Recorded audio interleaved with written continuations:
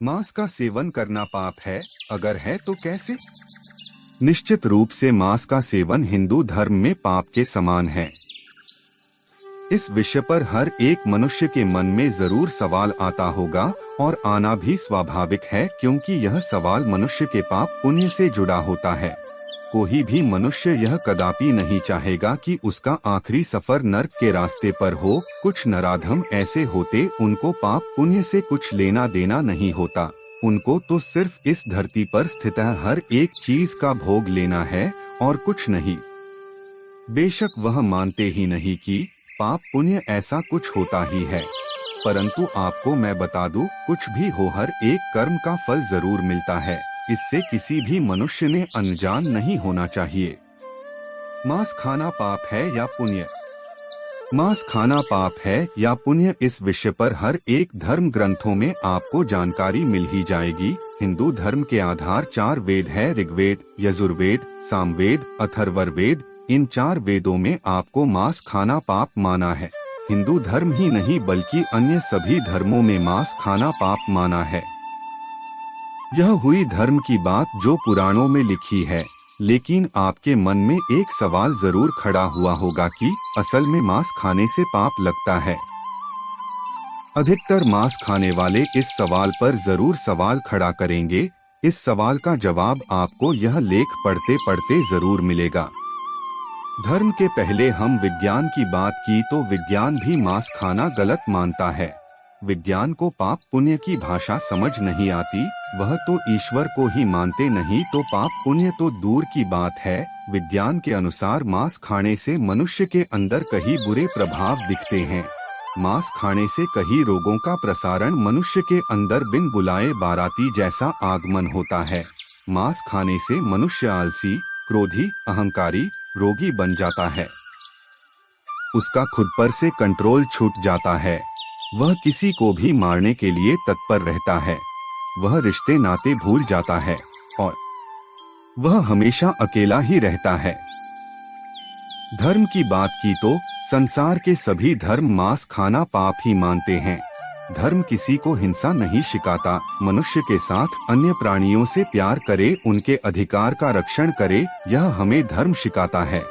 हर एक जीव को जीवन जीने का पूरा अधिकार है और उसे किसी को भी छीनने का अधिकार नहीं है। यह हमें धर्म से शिक्षा प्राप्त होती है। यानी धर्म और विज्ञान की बात की तो दोनों ही मांस खाना हमें नहीं सिखाते। यानी मांस खाना जरूर एक बुरी बात है और वह अधर्म के श्रेणी में आती है। मांसाहार और शाकाहार दोनों में से लाभ किससे होता है? उनके प्रकार कितने हैं? आहार भोजन के 3 प्रकार पड़ते हैं। 1 सात्विक आहार, 2 राजसी आहार, 3 तामसिक आहार। 1 सात्विक आहार का मतलब जो आहार शाकाहार होता है। सात्विक आहार में गेहूं, चावल, सब्जियां पदार्थ शामिल होते हैं। इन चीजों का आहार सात्विक आहार होता है। सात्विक आहार मनुष्य को लंबी आयु प्रदान करता है। इनका सेवन करने वाले लोग स्वस्थ, शांत, सक्रिय और विचारशील होते हैं। वह हमेशा सकारात्मक विचार करते हैं, अपने साथ अन्य लोगों का भी ख्याल रखते हैं। 2 राजसी आहार का मतलब जो आहार शाकाहार ही होता है, परंतु उसमें कई मसाले, तेल, स्वादिष्ट पदार्थ शामिल होते हैं, इसलिए उनको राजसी आहार कहते हैं। यह आहार शाकाहार होने के बावजूद सात्विक आहार से कम फायदेमंद होता है। अधिक मात्रा में मसाले, तेल और स्वादिष्ट पदार्थ शामिल करने के वजह से शाकाहारी सभी गुणतत्व कम होते हैं। इससे खाने से कोई भी लाभ मनुष्य को नहीं होता। लोग अधिक मात्रा में ऐसे पदार्थों का सेवन करते हैं, वह रोगी, आलसी, विचार करने की क्षमता भूल जाते हैं। 3 तामसिक आहार पूर्णतः मांसाहार होता है। पशु पक्षियों को मारकर उनका मांस मनुष्य राक्षसों की भांति सेवन करता है। इसलिए पवित्र सभी धार्मिक ग्रंथों में, वेदों में मांसाहार करने वाले लोगों को राक्षस ही माना गया है। राक्षस जैसे पशु पक्षियों को मारकर अपनी क्षुधा पूरी करता है, वैसे ही मनुष्य अपनी क्षुधा पूरी करता है। तामसिक आहार सेवन करने से मनुष्य रोगी, अधिक आलसी, क्रोधी, दुखी, काम करने की कम वृत्ति, हत्या करने में उसको कोई भी गलत नहीं लगता। तामसिक आहार करने वाले लोग शाकाहार करने वाले लोगों के तुलना में कम जीते हैं। मांस खाना पाप है या पुण्य? ऊपर दिए गए हुए धार्मिक विज्ञान के आधार पर यह साबित होता है कि मांसाहार मनुष्य के लिए सही नहीं है, बल्कि मनुष्य ने मांसाहार करना ही नहीं चाहिए। अगर पाप की बात की तो किसी दूसरे जीव की हत्या करके उसका मांस सेवन करना क्या सही है? दूसरों को दुख देकर, उसको पीड़ा देकर उसकी जान लेना क्या सही है? सभी जीव भगवान की निर्मित है, यानी सभी जीवों में भगवान है, तो हम कैसे उन्हें अलग मानकर उनका जीने का अधिकार छीन लेते हैं? क्या यह मनुष्य का कर्म सही है? इन सभी सवालों का जवाब ना ही होगा। इसका मतलब मनुष्य को मांस खाने से जरूर पाप लगता है, यही सच है। मांस खाना पाप है या पुण्य? इस सवाल का सही जवाब जानने के लिए हम भगवान श्री कृष्ण की कथा सुनते हैं। द्वापर युग की बात है, जब भगवान श्री कृष्ण गोकुल में वन विहार कर रहे थे, तब उनके पास एक हिरन दौड़ते दौड़ते आता है। वह बहुत डरा हुआ था। तब कुछ ही क्षण में वहाँ एक शिकारी आता है और भगवान श्री कृष्ण को कहता है कि मुझे वह हिरन दे दो, वह मेरा शिकार है। उस पर श्री कृष्ण बोलते हैं कि तुम उसे क्यों मार रहे हो? क्या तुम नहीं जानते कि किसी दूसरे जीव की हत्या करने से पाप लगता है? उस पर वह शिकारी कहता है कि क्यों मुझे पाप लगेगा? मैं तो उसे इस योनि से मुक्त कर रहा हूँ, यानी मैं उसे मुक्ति दे रहा हूँ, तो मुझे पाप क्यों लगेगा?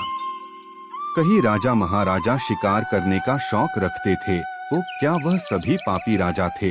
भगवान श्री कृष्ण समझ जाते हैं कि इस शिकारी की मांस खाने से उसकी बुद्धि तामसिक हुई है, इसलिए वह पाप पुण्य का भेद करने में असमर्थ है। इसलिए भगवान श्री कृष्ण उसे कहते हैं कि मैं तुम्हें एक कथा सुनाता है, वह सुनकर तुम ही बताना कि मांस खाना पाप है पुण्य। शिकारी भी तैयार हुआ, सोचा चलो मेरा मनोरंजन भी होगा और बाद में शिकार भी मिलेगी। तब श्री कृष्ण उसे कथा सुनाते हैं। एक बार मगध राज्य में अकाल के कारण खाद्य संकट आया था। उसके वजह से लोगों को खाना नहीं मिल रहा था। लोग भूख से तड़प रहे थे। लोग अपनी अपनी मुश्किलें राजा को सुनाने लगे। तब राजा चिंतित हो गए। राजा ने इस विषय पर विचार करते हुए फौरन एक सभा बुलाई। इस सभा में राज्य के सभी सामंत और मुख्य लोग मौजूद थे। राजा ने सभा में इस संकट पर सुझाव मांगा कि इस धरती पर ऐसे संकट के समय सबसे सस्ती चीज क्या है, जिससे हम खाद्य संकट को सुलझा सके। राजा के इस सवाल पर सभी मंत्री और सामंत सोचने लगे। अगर खाद्य को उगाना हो जैसे गेहूं, चावल, सब्जियां, तो उनको उगाने में बहुत समय लगेगा और ऐसे अकाल में उनको उगाना भी संभव नहीं है। इस पर एक सामंत ने राजा की आज्ञा लेकर सभा में सुझाव दिया कि राजन, इस समस्या पर एक ही उपाय है और वह है मांस। मांस हमें आसानी से प्राप्त हो जाएगा और सस्ता भी मिलेगा। सामंत की इस बात सभी सामंत सहमत होते हैं, परंतु उनमें से प्रधान जी चुप थे। प्रधान जी को चुप देखकर राजा कहते हैं कि प्रधान जी आप चुप क्यों हैं? प्रधान जी खड़े होकर राजा को कहते हैं, महाराज, मैं बिल्कुल इस बात से सहमत नहीं हूँ कि मांस सस्ता है, परंतु मैं आपको इस विषय पर मेरे विचार कर रखूंगा। सभा पूरी होने के बाद प्रधान जी रात के समय जिस सामंत ने मांस को सस्ता बताया था उसी के घर जाते हैं। प्रधान जी को उसके घर देखकर सामंत विचार में पड़ता है और घबरा जाता है कि कहीं मुसीबत तो नहीं आई है। सामंत उनको आने का कारण बताते हैं। प्रधान जी कहते हैं कि हमारे महाराज की अचानक तबीयत खराब हुई है। वैद्य जी ने कहा है कि महाराज के करीबी और प्रभावशाली व्यक्ति का 2 तोला मांस मिल जाए तो अपने महाराज की जान बचा सकते हैं। इसलिए मैं आपके पास आया हूँ। आपको जो भी चाहिए वह मिल सकता है। महाराज, धन संपत्ति, महल और मेरा प्रधान जी पद भी आपको देने के लिए तैयार है, तो आप क्या कहते हैं?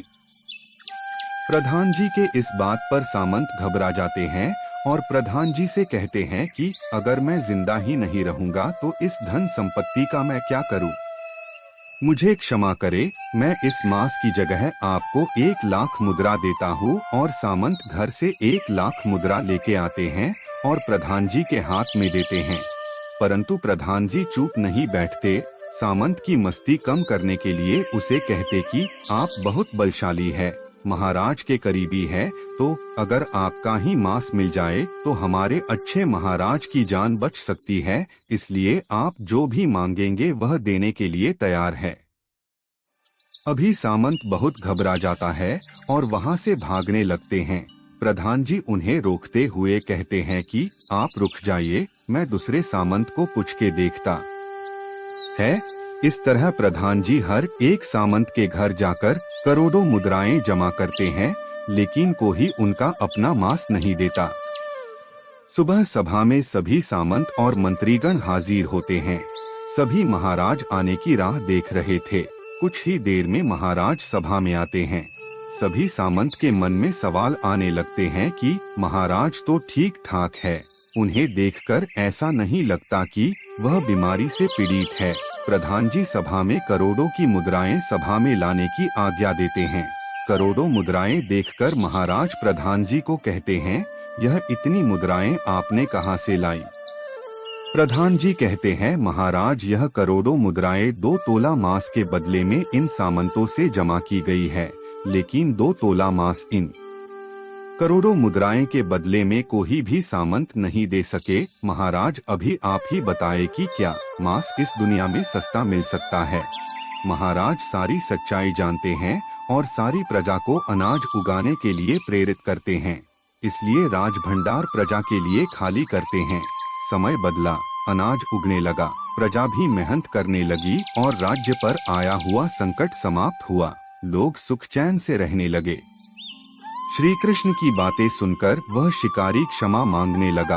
उसको अपनी गलती का एहसास हुआ। उसने भगवान श्री कृष्ण पैर पकड़े और कभी वह किसी जीव की हत्या नहीं करेगा, यह वचन देता है।